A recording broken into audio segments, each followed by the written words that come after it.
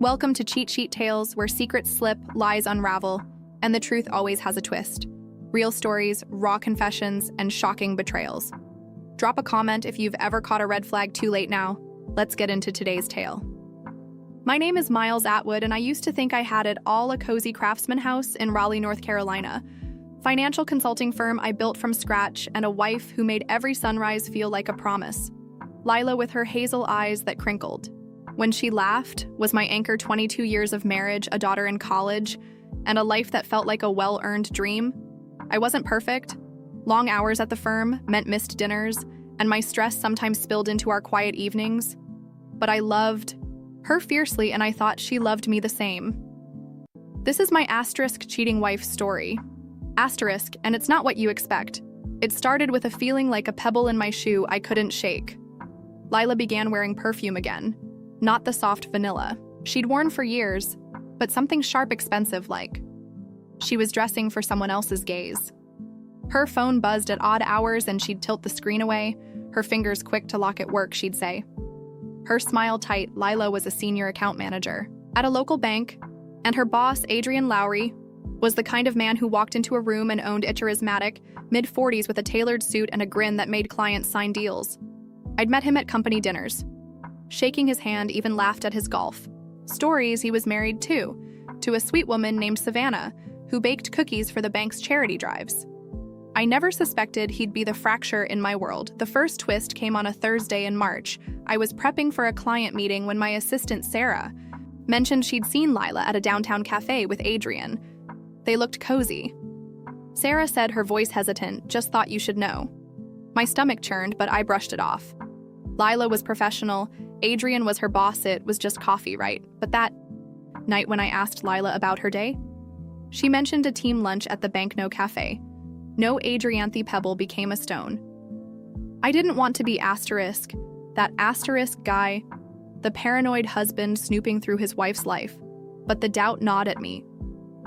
Started noticing things. Lila's late nights at the bank, her sudden interest in spin classes, the way she'd linger in the bathroom texting with the door locked. One evening, I found a receipt in her purse for a boutique hotel bar downtown, $42 for 2 cocktails. Told me she was at a client dinner that night. Alana chest tightened, but I didn't confront her. I needed proof, not accusations. The second twist hit harder. I installed a small security camera in our living room, disguised as a smoke detector. I told myself it was for safety, but deep down, I knew why. A week later, I was on a business trip in Charlotte, scrolling through the camera feed on my phone at 9:17 p.m. Lila walked into our house with Adrian. Me heart stopped. They weren't sneaking, they strolled in laughing. Her, hand brushing his arms, he poured wine, and they sat on our asterisk couch, their knees touching. I watched frozen as Adrian leaned in, and Lila didn't pull away. The kiss was slow, deliberate-like. They'd done it 100 times. My phone slipped from my hand, and I sat in that hotel room staring at the Walmy world crumbling. I didn't sleep that night. Part of me wanted to drive home, kick down the door, and demand answers. But another part, the part that had loved Lila for 2 decades, couldn't believe she'd throw us away. Maybe it was a mistake. A lapse, so I waited. I watched more footage. The next night they were back. This time, Adrian's hand slid under her blouse and her laughter filled the room, bright and unguarded, the way she used to laugh with Mithe. Spoken whispers, words I couldn't hear, but felt like knives. "I've never felt this alive," I caught her say once. And it was worse than the kiss. It was the truth in her voice that broke me. The third twist was my own doing. I didn't confront them. Instead, I dug deeper. I hired a discreet private investigator, Zoe Walsh, who specialized in asterisk cheating stories, asterisk like mine. Zoe was sharp, no nonsense, and didn't sugarcoat things. Within a week, she had emails Lila's work account carelessly left open. On her laptop, messages to Adrian sent during lunch breaks. "Can't stop thinking about last night. You make me feel seen." There were photos, too, taken in a hotel room I didn't recognize. Lila in a silk dress, Adrian's arms around her, both of them smiling like they'd won something. Zoe also found Adrian's pattern, a history of mentoring female employees, always charming, always crossing lines. His wife never suspected the pain was suffocating, but anger kept me moving. I started planning, not revenge, Not yet, but something to make them feel the weight of their betrayal. I told Lila I had a month-long project in Atlanta. Lie to give me space. She barely blinked her. I'll miss you sounding rehearsed. I rented a small apartment nearby and worked remotely, watching. The camera feeds, they didn't waste time. Adrian was at our house 3 nights a week, cooking dinner in *my kitchen, sleeping in *my bed. Each moment fueled me not with rage, but with clarity. I wasn't losing Lila. She was already gone. The 4th twist came from an unexpected place. Lila's sister, Brooke. We'd always been close, and she called me one evening, her voice trembling. Miles, something's off with Lila. She's lying to everyone. Not just you. Brooke had overheard Lila on the phone talking about starting over with Adrian. She'd even mentioned draining their joint savings for a new life. I checked our accounts. $30,000 was gone, transferred to an account I didn't recognize. Lila had covered her tracks, claiming it was for home repairs. The betrayal wasn't just emotional. It was financial, calculated, a knife twisted deeper. I sat in my apartment staring at the evidence, videos, emails, bank statements. I could have gone public. Humiliated them both, but that felt too easy. Wanted them to feel what I felt. Not just shame, but the slow burn of losing control, so I crafted a plan. I bought a harmless but stinging chemical spray, the kind used for self-defense, and rigged a small device to release it remotely. Told Lila I'd be back from Atlanta early that night. I waited in the shadows of our backyard, watching through the camera as she and Adrian tangled in our bedroom. My finger hovered over the trigger. This wasn't about violence. It was about consequences. I pull the trigger, or did I walk away? Letting their lives consume them. That's where I'll pause. This cheating story what would you do in my shoes? Let me know, because I'm still deciding what comes next. As Lila once said, love is a choice, but so is betrayal. My thumb lingered over the trigger, the chemical spray device humming faintly in my hand, through the camera feed. I watched Lila and Adrian in our bedroom, their laughter slicing through the humid Raleigh night. Her hair spilled across the pillow, my pillow, and his hand traced her shoulder. Casual, like he belonged there. The betrayal wasn't just in their touch. It was in how effortlessly they'd erased me. I could have unleashed the spray, let them choke on their own panic, but something stopped me. Not mercy strategy. I wanted their ruin to be slower. Sharper, a wound they'd carry for years. I slipped the device into my pocket and stepped back into the shadows. The next morning, I didn't confront them.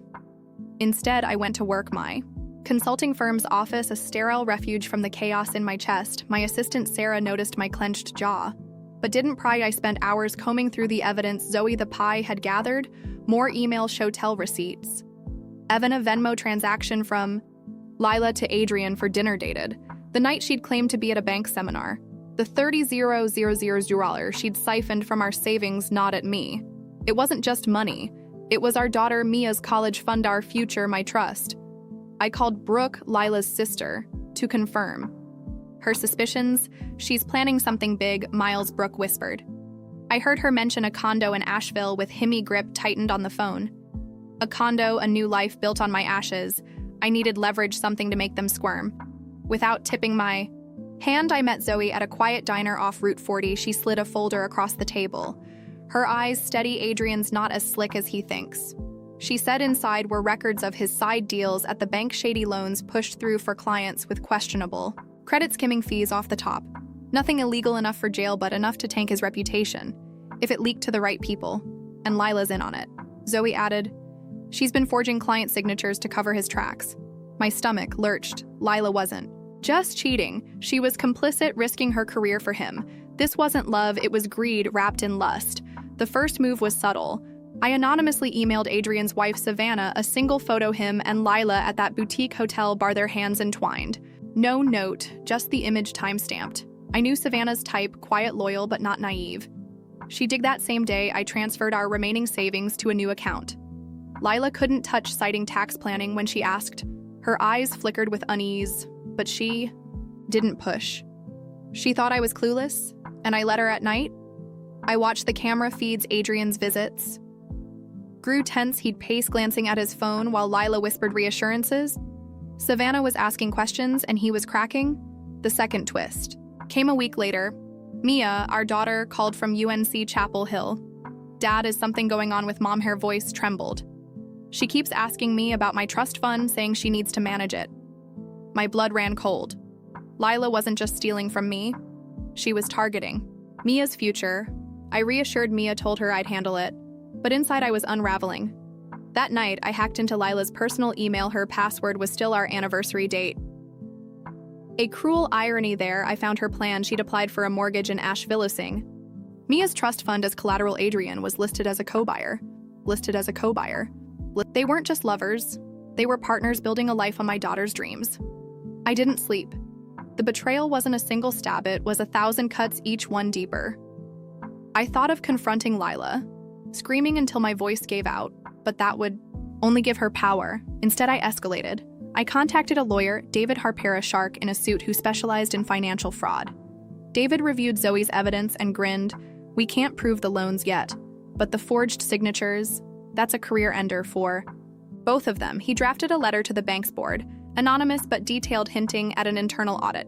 I didn't send it. Not yet. I wanted them to sweat first. The third twist blindsided me one evening as I watched the camera feed from my apartment. Saw Lila alone in our kitchen crying, not soft tears, gut-wrenching sobs, her hands clutching a glass of wine. For a moment, I felt a pang of the old love, the urge to comfort her. Then I saw her phone light up, a text from Adrian. Claire is on to us, we need to move faster.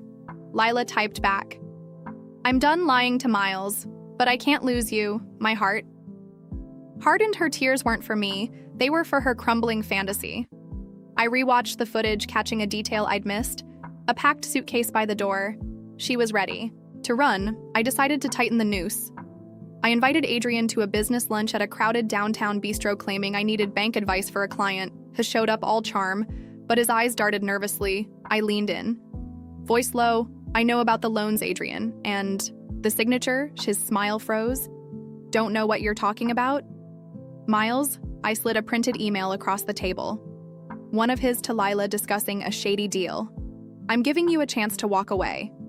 I said from this, or the board gets everything. He laughed. But it was hollow, you're bluffing. I stood leaving the email behind test me that night. The camera showed Adrian at our house yelling, your husband's onto us, he snapped. Lila paled, he's fishing Adrian, he doesn't know. But her voice shook. I watched. My pulse steady. They were turning on each other just as I'd planned. But the victory felt hollow. I kept seeing Lila's tears, hearing Mia's worried voice. Was I protecting my family or becoming someone I didn't recognize? The question haunted me as I planned my next move. The fourth twist came from Savannah. She called me, her voice calm but edged with steel. Miles, I know about Lila and Adrian. I'm not the fool they think I am. She'd hired her own investigator and had proof bank records. Hotel bookings, Ebony, burner phone. Adrian thought he'd hidden. I'm not after revenge, she said. I want justice for both of us. We met at a park. Two strangers bound by betrayal. Savannah proposed a plan. We'd confront them together. Not with screams, but with evidence forcing them to face the wreckage. I hesitated, a public showdown could hurt. Mia dragged our pain into the open, but Savannah's resolve was infectious. They don't get to walk away clean, she said. I nodded. Unsure if I was ready. If I was, the fifth twist was my own unraveling late. At night, I found an old photo in my apartment, me and Lila at Mia's high school graduation, her arm around me, both of us beaming. I'd loved her so completely, believed in us so fiercely. Now I didn't know who I was without her. The anger kept me sharp, but beneath it was grief, raw and heavy. I called Brooke, needing an anchor. You don't deserve this, Miles, she said. But don't let their choices destroy you. Her words stuck, but so did the image of that suitcase. Lila was one step from leaving, and I had to act. I set the stage. I told Lila I'd be back from Atlanta in 2 days. Knowing she'd invite Adrian over, I coordinated with Savannah, who'd bring her evidence. David, the lawyer, prepped a formal complaint to the bank ready to send if needed. That night I stood outside our house, the chemical spray in my pocket, a last resort through the window. I saw them, Lila and Adrian, arguing now. Their voices sharp. If Miles knows, we're done, she cried. Adrian grabbed her arm. Then we leave tonight. My hand tightened on the device. This was the moment. But Savannah's car pulled up, headlights cutting through the dark. She stepped out. her face unreadable. My phone buzzed a text from Zoe. Check the camera. Now what did Zoe see and what did Savannah do next? This asterisk cheating wife story asterisk isn't over. Was I wrong to play their game, or was this the only way to reclaim my life? Betrayal doesn't break you. I told myself once, it rebuilds you. But into what? I froze my thumb, hovering over the chemical spray's trigger as Savannah's headlights bathed our front yard in a stark white glow. Lila and Adrian's argument spilled through the open window, their voices jagged with panic. My phone buzzed again. Zoe's text, check the camera. Now I pulled up the feed, heart pounding. The living room camera showed a new angle. Lila shoving a stack of documents into a shredder. Her movements frantic. Adrian loomed behind her, barking, hurry up, Belief. Claire is here, we're screwed. The documents weren't random. They were bank statements, loan approvals, the paper trail of their fraud. They weren't just running from me. They were erasing their crimes. Savannah stepped toward the house, a manila folder tucked under her arm, her face a mask of quiet fury. I slipped the spray back into my pocket, my plan shifting. This wasn't about a spectacle anymore. It was about precision. I texted Savannah. Wait, let me handle the door. She nodded. Stepping back into the shadows, I approached the house, my key cold in my hand, and let myself in silently. The shredder's whine masked my footsteps. I stood in the hallway unseen as Lila's voice cracked. Miles can't know about the money, Adrian. It'll ruin Mia's future. The hypocrisy burned asterisk. She'd asterisk already jeopardized Mia's future. And now she dared invoke our daughter's name. I stepped into the living roomy shadow falling across them. Lila gasped, the shredder stuttering as she dropped a page. Adrian's face drained of color. Miles, he stammered. This isn't. I cut him off, my voice low. Steady, don't. I've seen everything. I held up my phone. The camera. Feed still open. There are guilt frozen in pixels. Lila's eyes darted to the suitcase by the door, then back to me. Miles, please, I can explain. Her voice trembled, but I saw no remorse. Only fear of being caught. Adrian edged toward the door, but Savannah's silhouette appeared in the doorway, her folder now open, revealing photos, emails, bank records. Going somewhere, Adrian? She asked, her tone slicing through the tension. The first twist unraveled in that moment. Savannah didn't just have evidence of their affair, she had proof of their financial schemes, cross-referenced with Zoe's findings. The bank's board got an anonymous tip. Tonight, Savannah set her eyes locked on Adrian. They're auditing your department tomorrow. Adrian's bravado crumbled. You set me up, he spat, glaring at me. I shook my head. You set yourself up, both of you. Lila sank onto the couch, her hands shaking. Miles, I didn't mean for this to happen. I felt trapped. Trapped, the word stung, but it didn't erase the footage of her laughing in Adrian's arms. The 30,000 yards she'd stolen. I turned to Savannah, show them. Savannah laid out the evidence like a prosecutor, forged signatures, diverted funds, emails, plotting to siphon. More. Lila's name was on half the documents. Her career now a ticking bomb. You thought you could run to Asheville. I said, my voice cold with asterisk, my asterisk daughter's money. Lila's sob broke the silence, but it felt hollow. Adrian lunged for the folder, but I stepped in front of him, he stance unyielding. Touch it and I send everything to the board tonight. He backed off, his jaw tight. Savannah's calm voice cut through. You've got one chance to come clean or we do it for you. The second twist hit like a freight train. Lila stood, her eyes wild, and pointed at Adrian. This was your idea, you pushed me into the loans. The signatures, everything. Adrian laughed, bitter and sharp. Don't play the victim bell. You wanted the money as much as I did. Their alliance fractured before my eyes, each scrambling to save themselves. I watched detached as the life they planned imploded, but a flicker of doubt crept in. Was Lila truly coerced?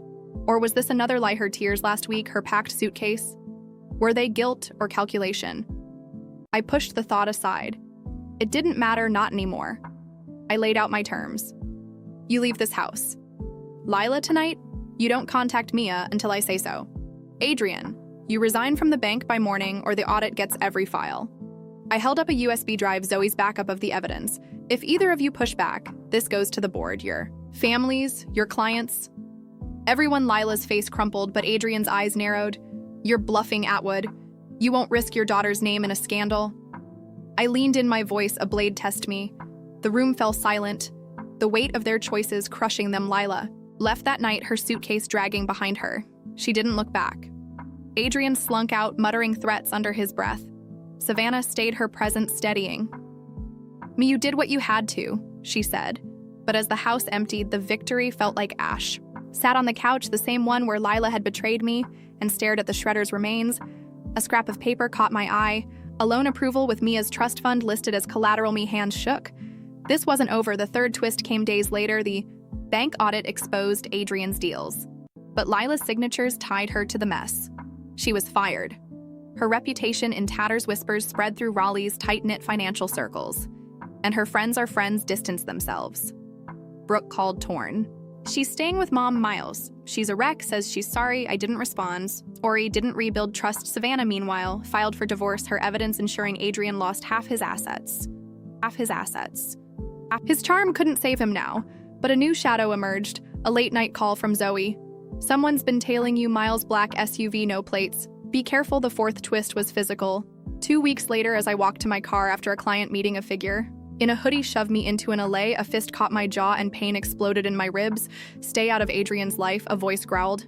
I fought back, landing a punch before the attacker fled. Bruised but alive, I called Zoe. She traced the SUV to a hired thug paid through an offshore account linked to Adrian's casino low life with a rap sheet. I didn't go to the police. Instead, I arranged a meeting with Adrian at a dive bar. Me ribs still aching. He showed up, smug, thinking he'd won. I slid a photo across the table.